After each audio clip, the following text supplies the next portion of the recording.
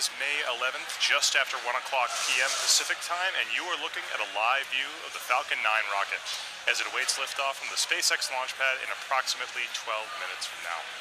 Welcome to today's live webcast of the Bangabandhu Satellite 1 mission from Pad 39A at Kennedy Space Center in Florida. My name is Tom Perderio, and we're back today for attempt number 2 of our Block 5 Falcon 9 mission. As we mentioned yesterday, this is a particularly exciting launch as we have 2 very important milestones taking place. The first milestone is that the payload, Bangabandhu Satellite 1, will be the first official geostationary communications satellite for the nation of Bangladesh. The second milestone is that today's launch is the debut of a series of upgrades to the Falcon 9 rocket that we're calling Block 5.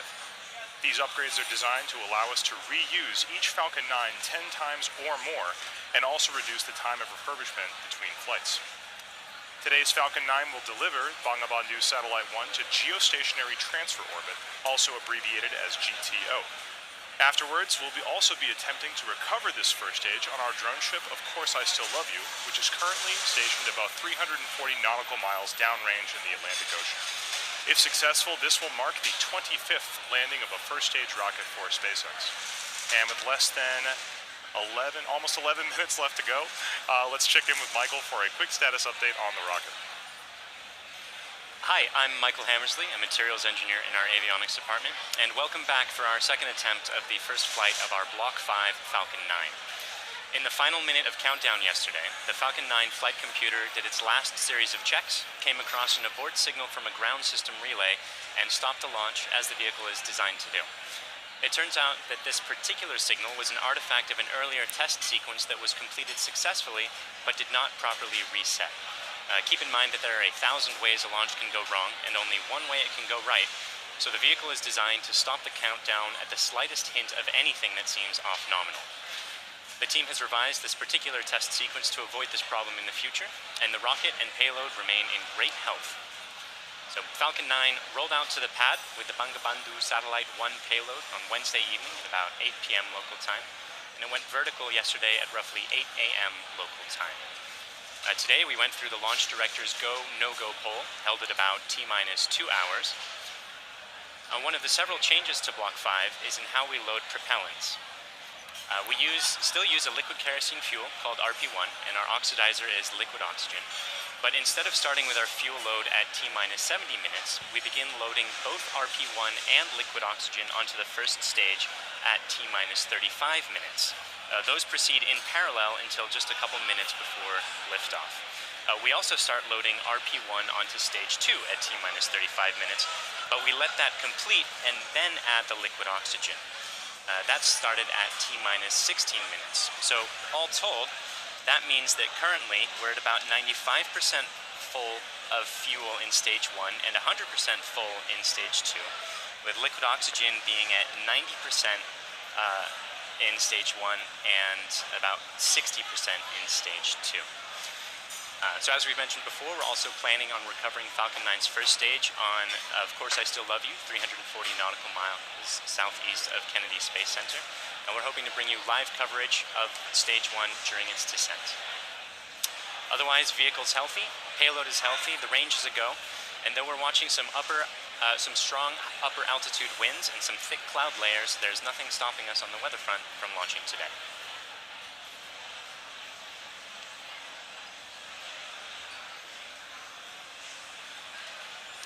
Block 5 refers to a series of upgrades that we've made to Falcon 9 as part of our ongoing effort to make spaceflight more like commercial air travel is today.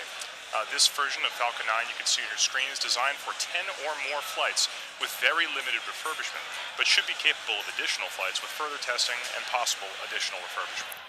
Some of the changes are actually very visible in this rocket, most notably the inner stage, this raceway cover down here, and the landing legs.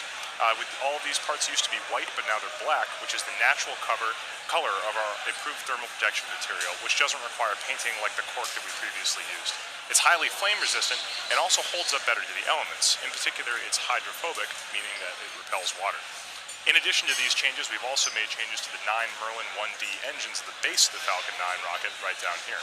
The thrust of these Merlin 1D engines has increased from 176,000 pound force to 190,000 pound force at sea level, which represents approximately an 8% thrust increase. We've also changed the primary thrust structure that houses the engines, which we call the octaweb, down here, from a welded aluminum structure to a bolted structure. This greatly reduces the manufacturing and inspection burden and increases reliability and shortens the lead time towards production.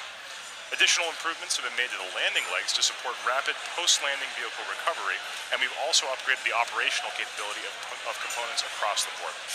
The ultimate goal of all these improvements is to be capable of relaunching a flown booster within 24 hours with minimal refurbishment. That doesn't mean that we want to fly a rocket once per day, but it means that we could if we needed to. Now at the top of this rocket is the nose cone structure at the very top. This is called the payload fairing, inside which is Bangabandhu Satellite 1, the first Bangladeshi geostationary communication satellite for the country of Bangladesh. The satellite was built by Thales Alenia Space of France and covers a wide variety of broadcast and telecommunication applications, including satellite television, internet access, and emergency communication services, and of course much more.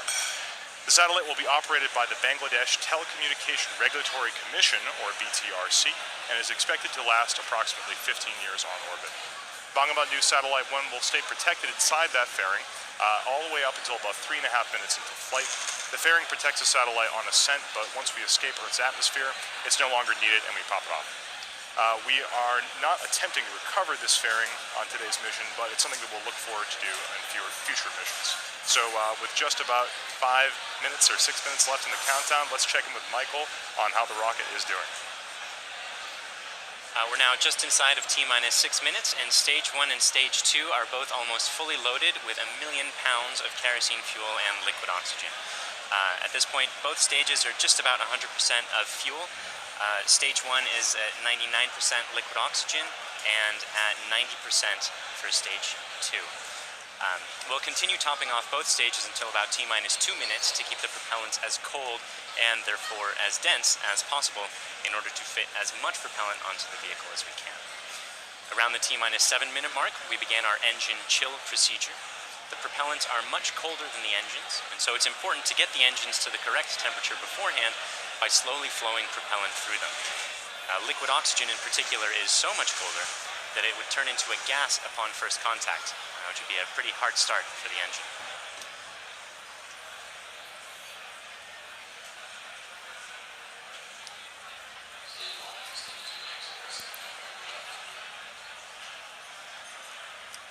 The strongback cradle is opening and will slightly retract away from the rocket.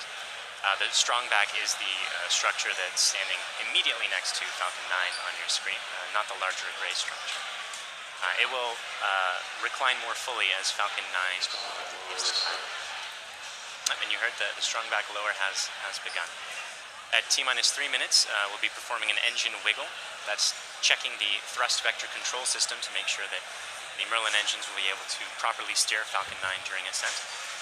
And at T-minus 60 seconds, you'll hear that Falcon 9 is in startup, which means that the rocket's internal flight computers have taken over the countdown.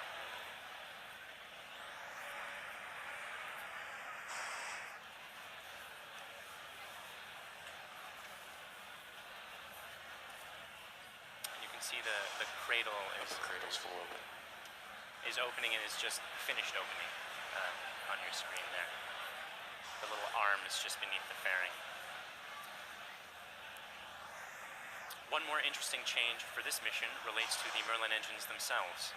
In Block 4, the engines were used with a constant chamber pressure. Because engine thrust depends on both the chamber pressure and external atmospheric pressure, the Block 4 engine's thrust would slowly increase by up to 10 or 15,000 pounds per engine during ascent.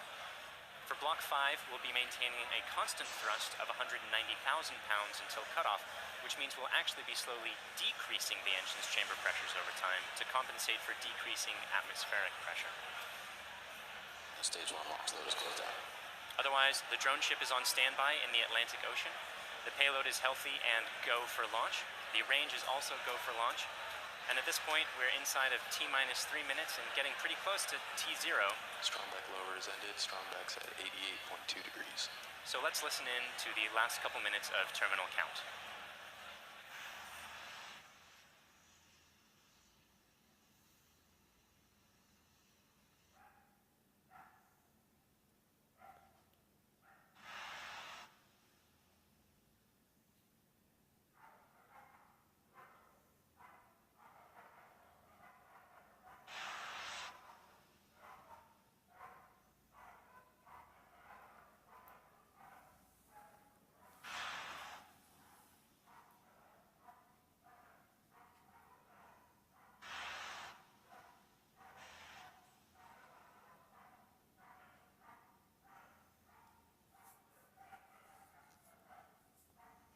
Stage 2 LOX loads closed out.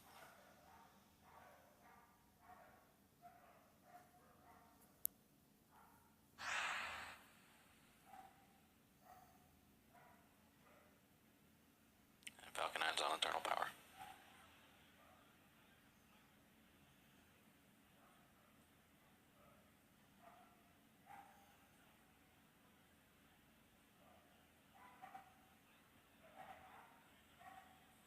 Gas closeouts.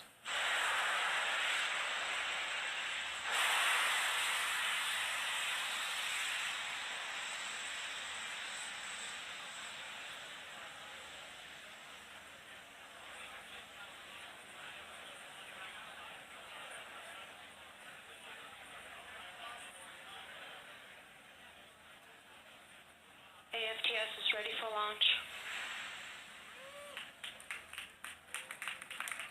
Falcon 9 is in startup.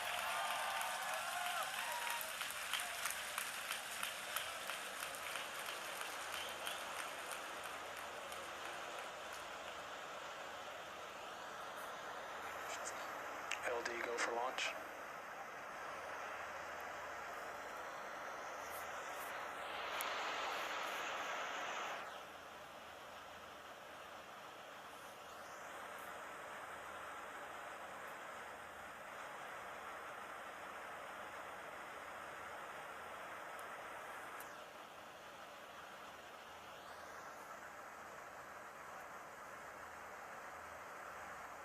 Minus 15 seconds. Falcon 9 is at flight pressures. 10, 9, 8, 7, 6, 5, 4, 3, 2, 1, 0. Ignition, liftoff.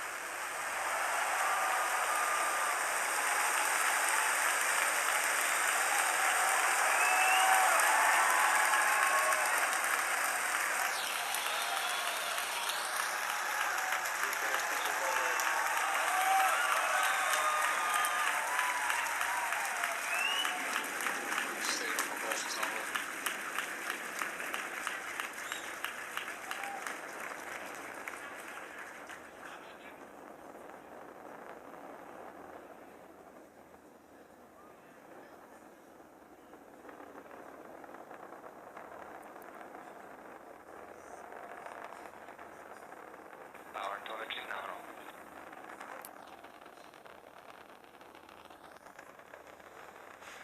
And you saw Falcon 9 lift off in a beautifully clear shot there at 4:14 p.m. Eastern. At T plus 10 seconds, the thrust vector control system Vehicle is supersonic.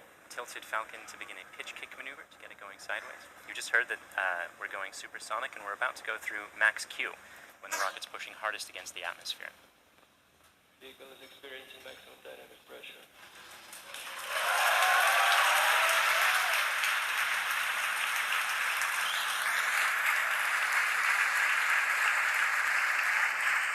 We've successfully achieved that major milestone of every rocket launch. We're actually decreasing the thrust in our engines a little bit around the time of max Q to minimize some of those forces. Coming up about 50 seconds from now, Back engine chill. there will be 3 events in quick succession. The main engines will cut off, the 2 stages will separate, and the second stage will start its Merlin vacuum engine, which you heard is just beginning its own chill procedure.